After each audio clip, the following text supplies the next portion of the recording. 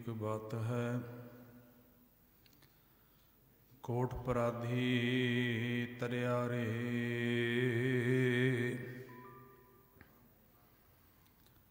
गुरु नानक जन सुनिया पेखिया, से फिर घर भासना परिया रे। गुरु नानक जन सुनिया पेखिया, से फिर घर भासन परिया रे। तेरी कवन कवन गुण कह कह गावा, तू साहिब गुणी निधाना। तुमरी महिमा वर्ण न सको, तू ठाकुर उच भगवान। जुगो जुग अटल चवर छत्र तख दे मालिक, हाजरा हजूर ज़ारा ज़हूर शब्द गुरु। धन सतगुरु गुरु ग्रंथ साहिब सच्चे पातशाह महाराज जी की पावन पवित्र निगी गोद अंदर अमृत वेले गुरु दरबार दियाँ हाजरियां भरे सत्संगी जनों वड्डियां भागां वाले हो। गुरुदेव की अपार कृपा सदका आप गुरु पातशाह ने रहमत करके अपने चरणों की जुड़ बैठन का यह पावन समा बख्शिया है। रब्बी बाणी के कीर्तन तो उपरंत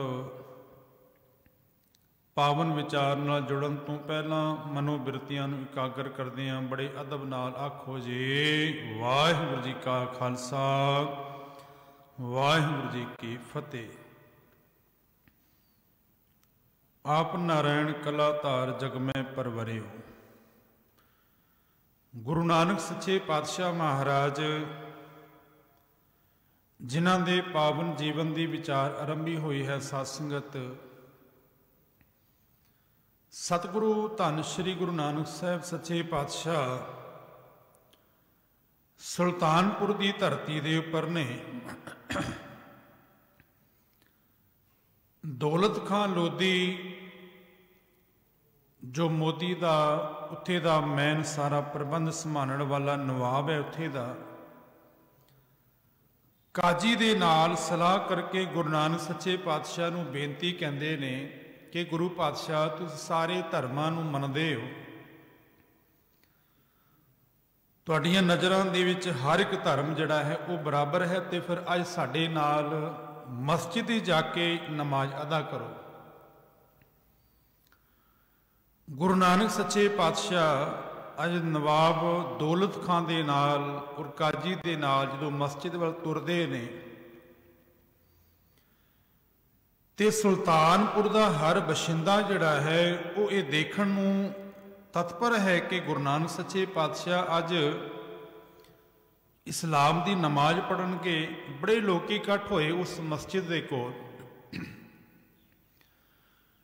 गुरुदेव पातशाह नमाज के अंदर उत्थे पहुंचे ने जिथे काजियां ने नमाज पढ़नी है। मस्जिद दे विच बड़े लोगों का इकट्ठ है, लोग तरह तरह दीयां गल्लां करदे ने, पर धन गुरु नानक सच्चे पातशाह जदों नमाज अदा हुई गुरुदेव पातशाह एक पासे खड़े रहे। नमाज अदा होने तो बाद दौलत खां ने और काजी ने गुरु नानक सच्चे पातशाह नूं यह वचन कहे कि गुरु पातशाह तुसीं ते कहंदे हो कि सारे धर्म बराबर ने, सारे धर्मां दा सन्मान भी करदे हो, ते अज साडे नाल जो असी नमाज अदा कीती है, खुदा नूं रब नूं याद कीता है, उस दे अंदर शामिल होके तुसी साडे नाल नमाज क्यों नहीं कीती। धन गुरु नानक सच्चे पातशाह कहन लगे, नवाब दौलत खान नूं कहन लगे मैं तुहाडे नाल नमाज तां पढ़दा जे नमाज अंदर तुसी हाजिर होंदे। नवाब दौलत खान कहन लगा ते मैं ते हाजिर ही हाँ, मैं ते इत्थे मौजूद हाँ।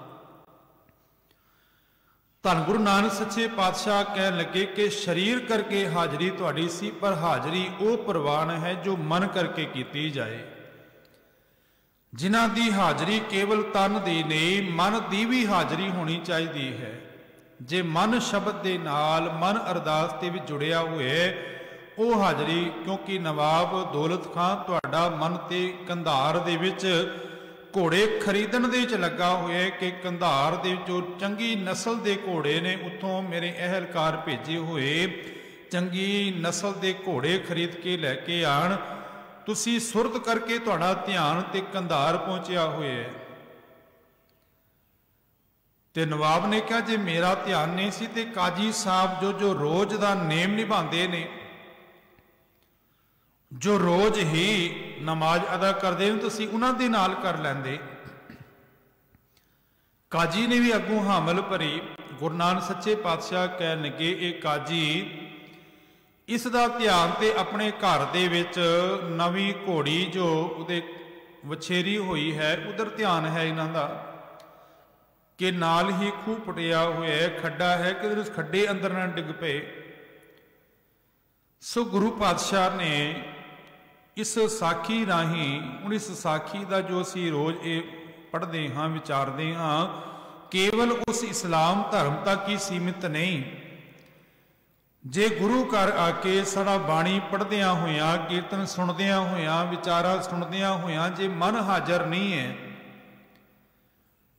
तो कुछ समय बाद बाहर निकल के कही जाए बड़ा बड़ा सोहना पाठ होया जी, बड़ा सोहना कीर्तन होया, कोई पूछ ले भाई कीर्तन का किहड़ा शब्द सी और उस शब्द का की भाव है, मैनू कहण देना ना तो शब्द दियां पंक्तियां याद होणगियां और ना ही उस शब्द का भाव सानू याद होया, क्योंकि साडा केवल कन रस तक असी सीमित हाँ।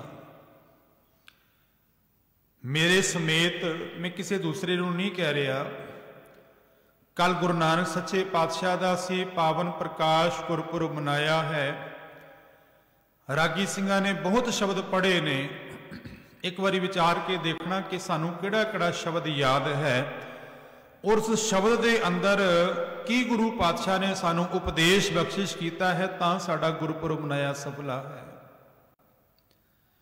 जो गुरु पातशाह ने काजी और नवाब नूं गल समझाई सी कि तुहाडा ध्यान अरदास दे विच उस वेले दे कीती हुई नमाज दे विच जे हाजर नहीं है तो वह नमाज जां ओह प्रेयर किसी लाभदायक नहीं है, उहदा कोई लाभ नहीं होना, क्योंकि शरीर करके हाजरी हाजरी नहीं है, मन करके सुरत करके हाजरी जड़ी है वह प्रवान होंदी है। हुण जड़ियां संगतां फेसबुक राही गुरु पातशाह दे इस पावन दरबार दीयां हाजरियां भर रहीआं ने, वो हाजरियां जे शब्द दे नाल अज गुरु पातशाह ने बाणी राही कीर्तन राही सानू की उपदेश बख्शिया है, पावन विचार राही सानू की उपदेश बख्शिया है, गल वो समझनी बहुत जरूरी है। गुरु नानक पातशाह दा क्योंकि महाराज की पावन बाणी आखदी है कि परथाए साखी महापुरख बोलदे सांझी सगल जहान है। वो साझा उपदेश है, केवल एको समय अंदर वो उचारिया हुआ उपदेश एक समय तक ही सीमित नहीं है। गुरु महाराज ने सानू जो सेध बख्शिश की है कि बाणी पढ़ के उस बाणी नूं विचारिया भी जाए। उस बाणी दे अंदर गुरु पातशाह सानू की समझाते ने, क्योंकि केवल वो प्रार्थना ही वो कीती हुई नमाज ही नहीं, जो बाणी पढ़ी जा रही है, कीर्तन हो रहा है, विचारा हो रही ने, ये सारा कुछ ही उस मालिक की आराधना है, उहदे चरनां दे कीतिया होया सजदा है। गुरु पातशाह ने उस सारी लुकाई नूं मैसेज दिता। सतगुरु महाराज फिर तलवंडी तो 2 वारी गुरुदेव पातशाह एमनाबाद जिन्हों सैदपुर कहा जाता सी, पहला ना सैदपुर है, सैदपुर की धरती पर गए तो गुरु नानक सच्चे पातशाह ने जड़ा बसेरा किया ना वो भाई लालो दे घर किया। कल भी बाबर बाणी के जो भाई साहब शब्द पढ़ रहे सन कि जैसी मैं आवे खसम की बाणी तैसड़ा करी ज्ञान वे लालो, पाप की जंज लै काबलों धाया जोरी मंगे दान वे लालो। महाराज ने बार बार लालो जी नूं संबोधन किया है। वो 7 वारी शब्द दे विच भाई लालो जी का नाम आया है। गुरु नानक सच्चे पातशाह उस तरखान भाई लालो जी के गृह विखे रहंदे ने। दूसरे पासे मलक भागो है। मलक भागो ने अपने आप को उच्चा खवाण लई ब्रह्म भोज किया। हुण देखो, मनुख भावें सारा साल पाप कमाई जाए, एक दिन अपने आप को धर्मी अखवाण लई लोकां दियां नज़रां दे विच ब्रह्म भोज करे ते लोकां नूं भरमा सकदा है, पर गुरु नानक सच्चे पातशाह नूं नहीं। उन्हें अपने अहलकारां नूं भेजिया कि कोई है तो उन्होंने लैके आए। पता लगा कि गुरु नानक सच्चे पातशाह आए ने, पीर आए ने, कोई अहमनाबाद की धरती पर, सैदपुर की धरती पर। बार बार बुलावे तो बाद जदों मलक भागों आप आया तो गुरु नानक सच्चे पातशाह गए ने। महाराज ने फिर उत्थे मलक भागो नूं इह गल नूं समझाया। वो आखण लगा, गुरुदेव पातशाह तुसी लोकां दे सामने भावें एक प्रशादा ही मेरा छक लो, मेरे लोकां दे विच इह बणिया रहेगा कि मलक भागो ने भोज कीता है। सारे ही अहमनाबाद ने वसनीक सारे इत्थों भोजन छक के गए ने, कोई फकीर पीर रहा नहीं। ते महाराज ने उत्थे मलक भागो नूं कहा कि भावें किकर दे बीज देखण दे विच बड़े सुफ्ट ने, बड़ा मुलायम दा वो बीज हुंदा है, जे आपने देखिया होए ते बड़ा छोटा भी है और बड़ा बरीक रूप दे विच, पर जदों जमीन की धरती की हिक दे विच बोया जांदा है ना, जदों ते कुछ महीनों सालों बाद जदों वो दरख्त बनता है, दरख्त नूं कंडे लगते ने। गुरुदेव आखदे ने कि बीज ते भावें बड़ा वो बरीक सी, बरीक और ना ही उन्होंने कंडे सन, पर जदों वो बीज बोया गया कंडे उसे नूं लगे। ये तेरा ब्रह्म भोज जिहड़ा है ना, ये ब्रह्म भोज ने, इसनों गुरु नानक सच्चे पातशाह ने चरम भोग गया है। लोकां दी कमाई हुई माया नूं तू असिधे तरीके दे नाल जो ठगदा है, गुरुदेव आखदे ने कि यह ब्रह्म भोज नहीं हो सकता। किसी चित्रकार ने बड़ी सोहनी चित्रकारी की है, हालांकि उसका एक समझाने का एक तरीका है कि उन्हें गुरु नानक सच्चे पातशाह तस्वीर बनाई है। एक हाथ दे विच मलक भागो की पकड़ी हुई रोटी है, दूसरे पासे भाई लालो की पकड़ी हुई रोटी है। एक दे विचों दुध निकल रहा है, दूसरे दे विचों लहू निकल रहा है। हुण ये नहीं कि उन्हां रोटियां दे विचों लहू निकलिया, एक मैसेज सी महाराज का जो चित्रकार ने अपनी चित्रकारी राही पेश किया है कि नेक नसां नूहां की कमाई जिहड़ी है वो दुध वर्गी पवित्र है, पाक है, और ठगी की कमाई, पराए हक की जो कमाई है वो लहू के समान है। ते उपदेश सर्व साझा है। गुरु नानक सच्चे पातशाह जदों वेई नदी तो बाहर निकल के जदों शमशान चले गए सन, ते कुछ लोगों ने गुरु नानक सोचिया कि बाबे नानक नूं भूत चिंबड़ गए ने, ते समेत गुरु नानक सच्चे पातशाह के सोहरे दे वो लोग आए गुरु नानक सच्चे पातशाह का भूत कढ़ण वास्ते। महाराज ने उस वेले उत्थे दे जो आगू सन उन्होंने ये बचन के कि तुहाडा कर्म लोकां नूं सीधे राह पाना है। तुसी की कहंदे हो कि मैनूं भूत लगे? कहने कि सब तो वड्डे ते भूत तुसी हो जो सच नूं पछाण नहीं रहे हो, जानण दे बावजूद लोकां नूं गुमराह कर रहे हो। ये दो उदासियां की विचार असी पिछले दीवाना दे कीती है। धन गुरु नानक सच्चे पातशाह जो तीसरी गुरुदेव पातशाह की प्रचार फेरी है वो इस्लाम धर्म के स्थानों वाल है। गुरुदेव पातशाह जिन्हां थावां दे उपर गए उस तरह का उन्होंने रूप धारण किया, उस तरह के वस्त्र धारण किए ने। मैं एक पहले बेनती करते हैं, फिर आपां तीसरी उदासी वल तुरां। मनुख का जदों धर्म की दुनिया अंदर भी थोड़ा जा नामना हो जाता है ना, वो होर सगों जिहड़े है वेश धारण करता है कि मेरा संसार के अंदर रुतबा बनिया रहे। वो तन के उपर होर उस तरह का वेश धारण करके लोगों को ठगण का यतन करता है। पर ख्याल करना, 4 उदासियां तो बाद गुरु नानक सच्चे पातशाह ने करतारपुर वसा दिता। पहली उदासी तो बाद जो वापस आए 4 उदासियां तो बाद, ਤੇ ਗੁਰਦੇਵ ਪਾਤਸ਼ਾਹ ਨੇ 18 ਸਾਲ ਆਪ ਕਿਰਤ ਕੀਤੀ ਹੈ। ਜੋ ਕਿਰਸਾਣੀ ਦੇ ਨਾਲ ਸੰਬੰਧ ਰੱਖਣ ਵਾਲੇ ਲੋਕ ਜੋ ਲਿਬਾਸ ਧਾਰਨ ਕਰਦੇ ਸਨ, ਗੁਰੂ ਮਹਾਰਾਜ ਨੇ ਉਹੀ ਲਿਬਾਸ ਧਾਰਨ ਕੀਤਾ। ਮਹਾਰਾਜ ਦਾ ਸਾਰੀ ਦੁਨੀਆ ਦੇ ਉੱਪਰ ਨਾਮ ਹੈ, ਪਰ ਗੁਰਦੇਵ ਪਾਤਸ਼ਾਹ ਸਾਦੇ ਇਹ ਕਿਸਾਨਾਂ ਵਾਲੇ ਬਸਤਰ ਪਾ ਕੇ ਸੰਸਾਰ ਦੇ ਵਿੱਚ ਕਰਤਾਰਪੁਰ ਵਿਚਰਨ ਲੱਗੇ ਨੇ। ਭਾਈ ਗੁਰਦਾਸ ਜੀ ਦੇ ਬਚਨ ਨੇ, ਉਹ ਆਖਦੇ ਕਿ ਪਹਿਰ ਸੰਸਾਰੀ ਕੱਪੜੇ, ਸੰਸਾਰੀ ਆਮ ਕੱਪੜੇ ਪਾ ਲਏ ਹੁਣ ਮਹਾਰਾਜ ਨੇ।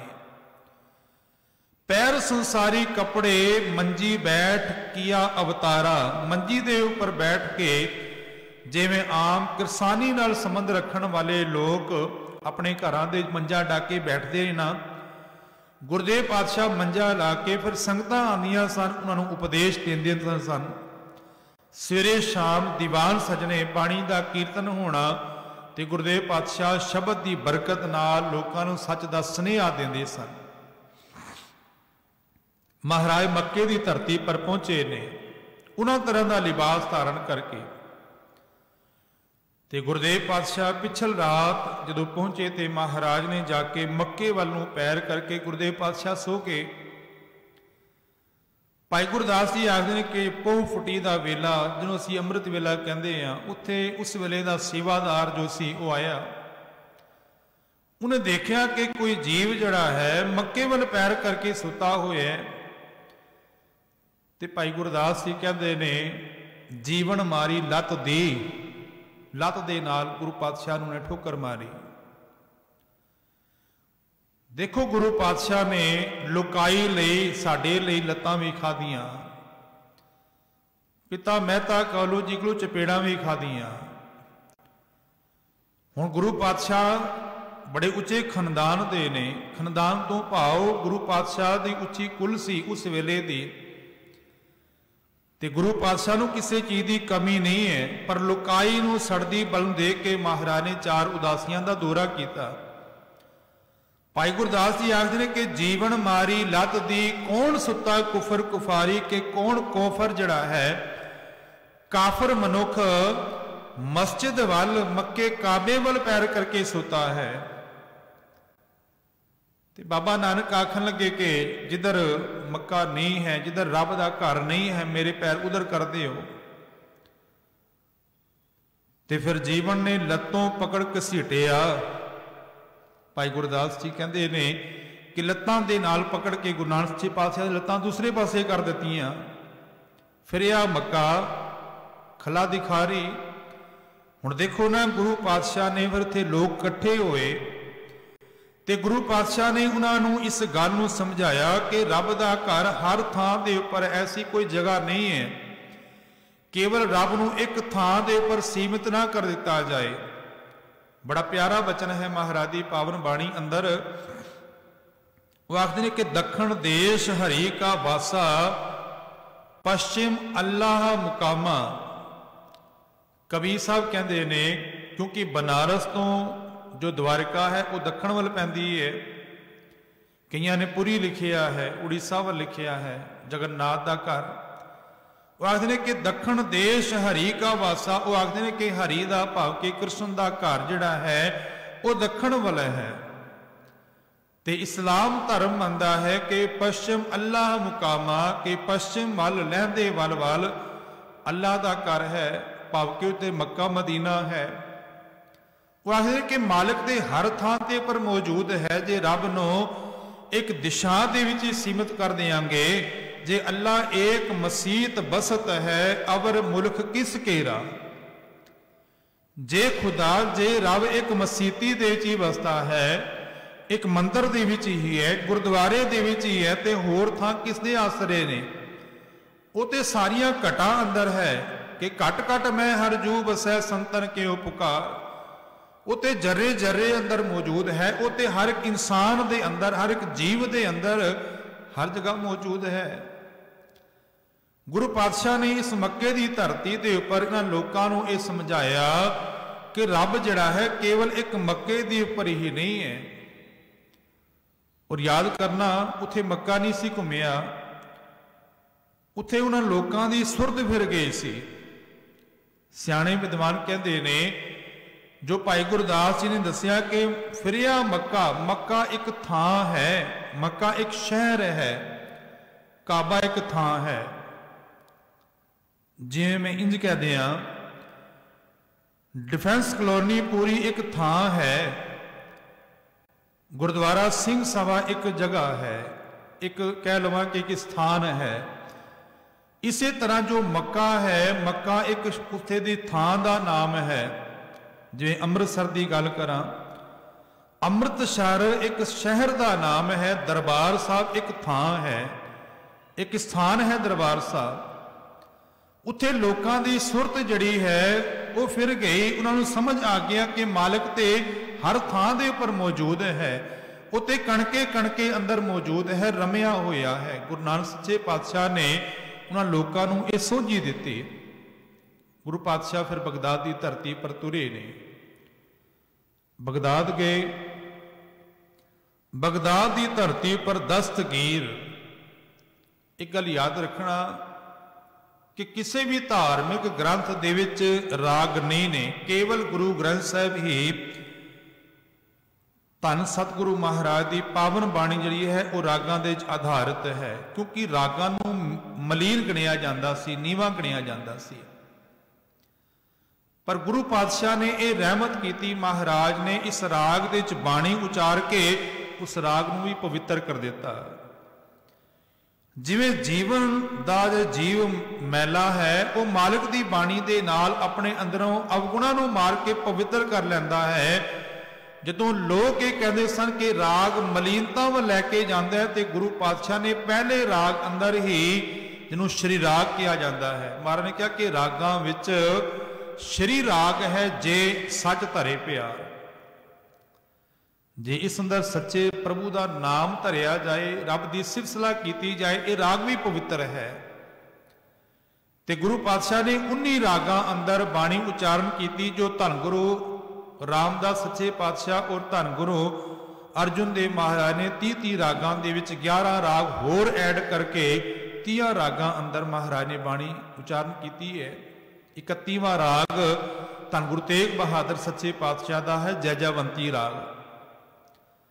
गुरु पातशाह ने उत्थे जाके राग उचारिया, जदों राग दे विच एक ओंकार की धुन उलापी, भाई गुरदास जी आखते हैं कि दिती बांग निवाज कर सुन समान होआ जहाना, सुन मन नगरी भई देख पीर पिया हैराना। दस्तगीर जो पीर है हैरान होया कि बगदाद की धरती पर इस राग का अलाप किसने किया है। इतिहासकार तो इतों तक लिखते हैं कि लोगों को पत्थर मारन वास्ते भेजिया, पर वो पत्थर उन्होंने हाथों के विच रह के गुरु नानक सच्चे पातशाह के उस कलाम की बरकत नाल, शब्द की बरकत नाल वो लोग सुनमन हो गए। महाराज की शब्द की बरकत ऐसी उत्थे वरती। फिर गुरु पातशाह महाराज भाई संतोख सिंह जी चूड़ामणी लिखते ने, दस्तगीर आया तिने सवाल किया गुरु नानक सच्चे पातशाह नूं, एक तो सरगुण और निर्गुण की गल की कि साडा धर्म कहता है कि रब जिहड़ा है वो 7वें आकाश दे विच है, 7 पताल ने 7 आकाश ने, पर तुसी लखां आकाशां पतालां की गल करते हो। महाराज ने दस्तगीर के बच्चे के सिर के उपर हथ रखिया सी ते कई पतालां ते कई आकाशां के दर्शन होए सन, क्योंकि महाराज ने कहा कि दस्तगीर तू सब तो वध भरोसा किसलिए करता है। वो आखन लगा मेरा बच्चा है और इसकी उम्र भी इतनी वड्डी नहीं है कि ये कबोल बोले झूठ बोले, जो इहदे ये कहेगा मैं मन लवांगा। तो महाराज ने सिर के उपर हाथ रखे आ, दस्तगीर के पुत्रा नूं कई पतालां कई आगासां के दर्शन होए, जो बाबे नानक ने अज तो तकरीबन 500 तो वध साल पहले ये गल उन्होंने लोगों को समझा दी सी। महाराज फिर दरबार के अंदर हाजिर होए, जे दस्तगीर है, दस्तगीर ने बड़ा सत्कार किया ते आखन लगा कि मेरे कुछ सवाल ने, उन्होंने सवालों का जवाब दो। 3 सवाल दस्तगीर करता है, आसन पर बैठा होया, तख्त पर बैठा होया, ते आखन लगा कि रब तो पहला की सी। मेरा पहला सवाल यह है कि रब तो पहला की सी। दूसरा उसने कहा कि रब है तो किथे है, तीसरा उन्हें सवाल किया, रब की कुछ करता है। महाराज कह लगे तेरा पहला सवाल यह है कि रब तो पहला की सी, तू सवाल पूछे रहे, तुझे कुछ भेटा भी देनी पेगी। उन्हें सोचा कि ये पीर ने आम धन दौलत की कामना है इन्हों। उन्हें कहा कि थाल अशरफियां की कह लवा, सोने की अशरफियां वो लैके महाराज के सामने लियाई गई। सतगुर आखन लगे कि तुसीं इन्हां दी गिणती गिण के दिओ। जो दस्तगीर गिणन लगा, एक गिणिया, 2 3 गिणे, तो महाराज कह लगे तुहाडी गिणती ठीक नहीं है, गिनती ठीक करो।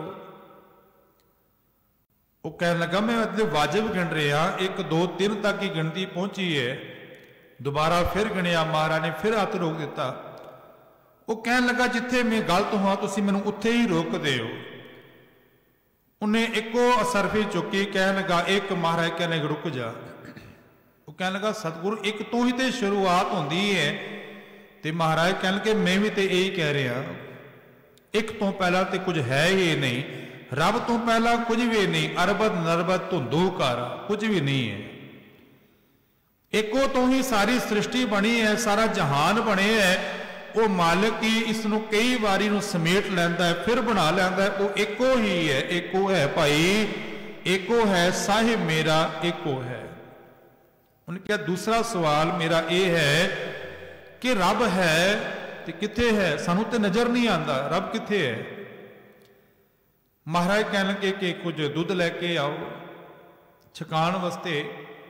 एक भांडे के अंदर दुध लैके आए। गुरुदेव पातशाह आखन लगे कि मैनू इससे कोई नज़र आ रहे है।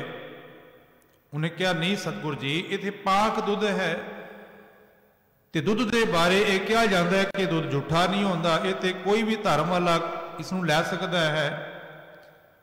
वो कह लगा नहीं। महाराज कह लगे मैनू इस कुछ नज़र आ रहा है। गुरुदेव पातशाह नूं पुछदा है कि की है, फिर दसो। महाराज कह लगे मैनू इस दे विच घ्यो नज़र आ रहे है। इसे तरह निरंकार परमात्मा जिहड़ा है, जिवें दुध के अंदर घ्यो नज़र नहीं ना आंदा, पर है वो जरूर है। गुरु अर्जुन देव पातशाह के बड़े प्यारे बचन ने, वो आखते ने सगल बनस्पत में बेसंतर। जिवें सारी बनस्पति के अंदर, सारी लकड़ के अंदर अग मौजूद है, सगल दूध में घिया, दुध के अंदर घ्यो मौजूद है। ऊंच नीच में जोत समानी, घट घट माधो जिया। उचिया के अंदर, नीविया अंदर, उस सब अंदर उस मालिक की जोत है। गुरुदेव पातशाह आखते हैं कि इसे तरह वो निरंकार सारी सृष्टि अंदर वस रहा है। तीसरा सवाल उन्हें किया, आखन लगा गुरु पातशाह फिर वो करदा की है। महाराज ने कहा कि सवाली थले बैठ के सवाल करता है, दसन वाला तख्त पर बैठता है, पर इत्थे कमाल होगी, मैं सवालों के जवाब दे रहा, थले खड़ा हाँ, सवाल पूछण वाला तख्त के उपर बैठा है। दस्तगीर मन गया, दस्तगीर थले आ गया, गुरु पातशाह तख्त पर बैठ गए। महाराज कह लगे हुण ठीक है। हुण सवाल करता है दस्तगीर कि रब करदा की है। महाराज कह लगे बस यही करता है कि वह राजियां नूं तख्त थले ला दिंदा है ते आम मनुखां नूं तख्तां दे उपर बिठा दिंदा है। जिन्हों कबीर साहब आखते कि भेखारी ते राज करावे, राजा ते भेखारी, खल मूर्ख ते पंडित करवो, पंडित ते मुगधारी, राजा श्रमित नहीं जानी तेरी, तेरे संतन की हो चेरी। खिन में राव रंग को करे, राव रंग कर डारे, रीते भरे भरे सखनावे, या ता को व्यवहार है। यह रोज का काम है, ये रब की कुदरत है। वो मालिक उदे चोज ने कि एक दाते एक भेखारी जी सब तेरे चोज विडाना। दाता ये तेरे रोह दे चोज ने, ये तेरे करतब ने, रब बस यही करता है। दस्तगीर लाजवाब होया। गुरु नानक सच्चे पातशाह के चरणों में सजदा किया उसने। गुरु पातशाह की यह तीसरी उदासी है। अगली विचार तीसरी उदासी की असी कल करांगे। अज समय की समाप्ति है।